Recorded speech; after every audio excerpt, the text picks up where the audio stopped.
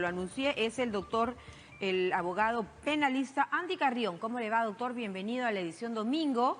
Y una de nuestras primeras consultas es si las menciones, ¿no es cierto?, en las escuchas justifican precisamente esta investigación a la presidenta ejecutiva de E-Salud, Fiorella Molinelli, y demás implicados en este caso, ¿no? Muy buenos días, María Jesús, y gracias por la invitación.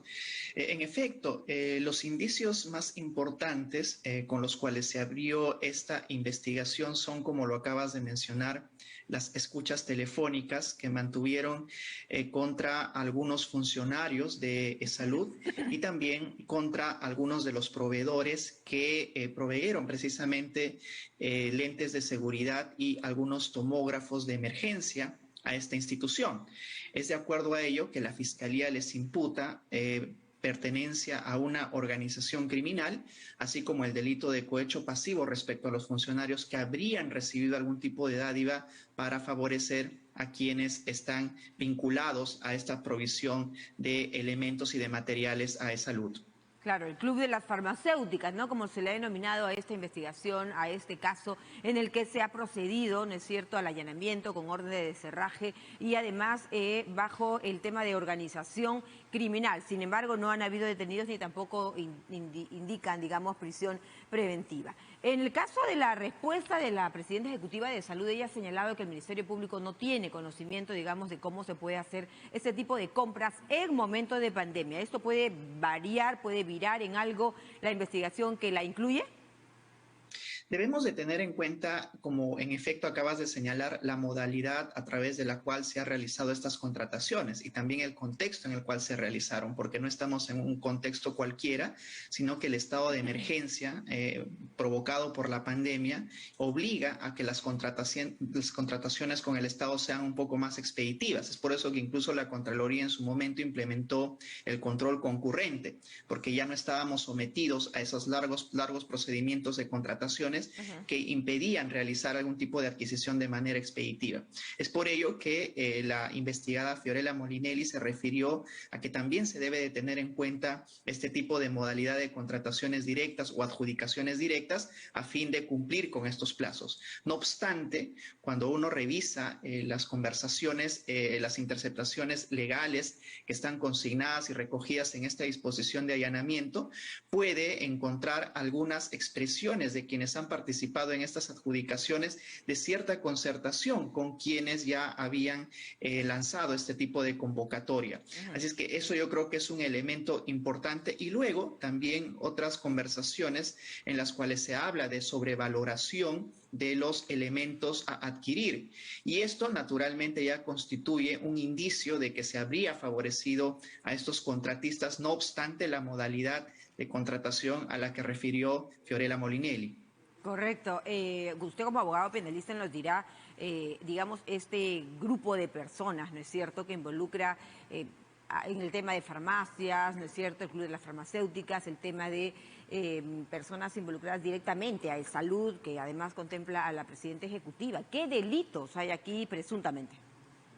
Bueno, lo que la Fiscalía está investigando y en el marco imputacional en el que se mueve esta indagación son los delitos de organización criminal, cuyas penas pueden variar desde los 8 hasta los 15 años de pena privativa de libertad, así como el delito de cohecho pasivo, es decir, referido a los funcionarios que habrían recibido algún tipo de dádiva para favorecer a estos contratistas, que también podrían llegar hasta los 15 años de pena privativa de libertad. Son estos dos delitos por los cuales al día de hoy vienen siendo investigadas estas personas, pero eso no limita que, por ejemplo, en el transcurso de las investigaciones pueda incorporarse algún nuevo delito o descartar también algunos de los que el día de hoy vienen siendo investigados. Correcto, por eso le planteaba yo el tema de presunto, ¿no es cierto? Porque evidentemente hay una investigación en curso y hay que respetarla.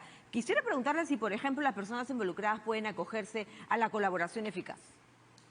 Esa es una pregunta muy interesante porque si nosotros recordamos casos parecidos en los cuales habría habido cierto favorecimiento, concertación y al mismo tiempo se habrían realizado a través de una organización criminal, lo que suele hacer, es un método que ya usa la Fiscalía, es solicitar las detenciones preliminares a fin de que alguno de los imputados se someta a un procedimiento de colaboración eficaz y así afianzar su tesis incriminatoria para, de cara ya al pedido de prisión preventiva, puedan ellos verse beneficiados con la no solicitud de esta medida gravosa como la prisión preventiva, porque implica de alguna manera un tiempo mayor que podrían ellos, a través de los cuales podrían afrontar la investigación. En este caso en específico no se ha recurrido a la detención preliminar. Entiendo que de acuerdo al criterio de la Fiscalía no habrían habido elementos que sustenten, por ejemplo, una sustracción de las pruebas o el impedimento de la obtención de pruebas, así como tampoco habría en este caso en específico algún peligro de fuga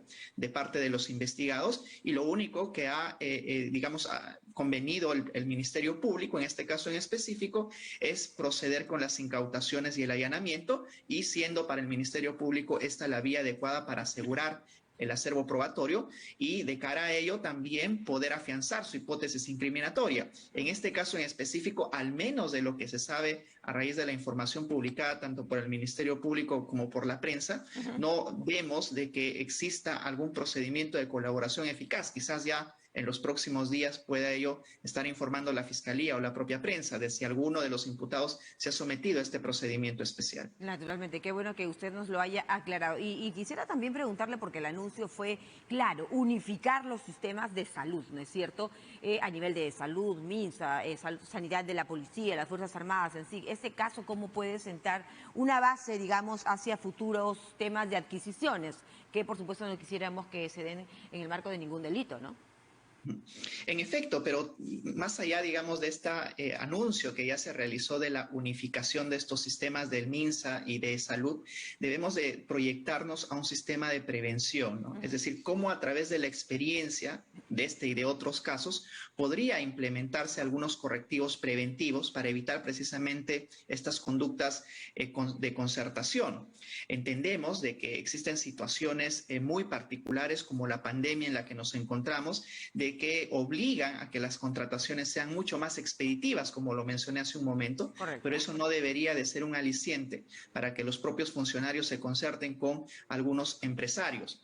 En este caso, la unificación de estos sistemas podría aportar, y al ser ya un presupuesto mucho mayor que tendría que manejar si es que ya se une el de salud con el del Ministerio de Salud con el del Ministerio de Salud, pues tendrían que implementarse ya medidas correctivas mucho más intensas en atención a de que las contrataciones van a implicar también montos superlativos. Así es que yo creo que esta unificación debería de venir de la mano con la implementación de sistemas preventivos que puedan advertir a tiempo o poner candados mucho más rigurosos a la hora de contratar con terceros. Claro, y bueno, en esta iniciativa muchos han señalado que podría perjudicarse el tema de la seguridad social por el tema del aporte, ¿no? En fin, pero ese es salirnos un poquito del tema, y básicamente aquí lo que nos interesa es que el tema se esclarezca. Y ya que usted mencionó la concertación, que por supuesto quiero que nos resalte, ¿cómo es en el país la legislación en relación a la concertación de precios? Porque, por ejemplo, este tema lo hemos visto en las farmacias.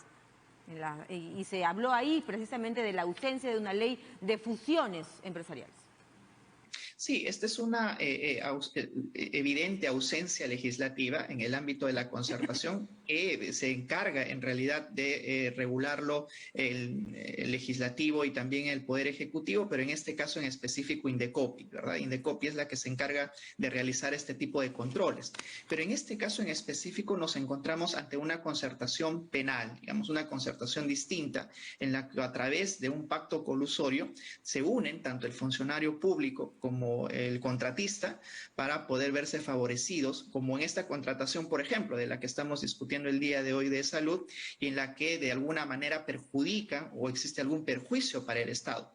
Es evidente, y aquí solamente quisiera resaltar ello para terminar, de que eso no obsta, por ejemplo, para encontrarnos en situaciones de extrema emergencia. Debemos de advertir que en su momento, por ejemplo, los pacientes morían en los hospitales porque no tenían acceso al oxígeno, por ejemplo.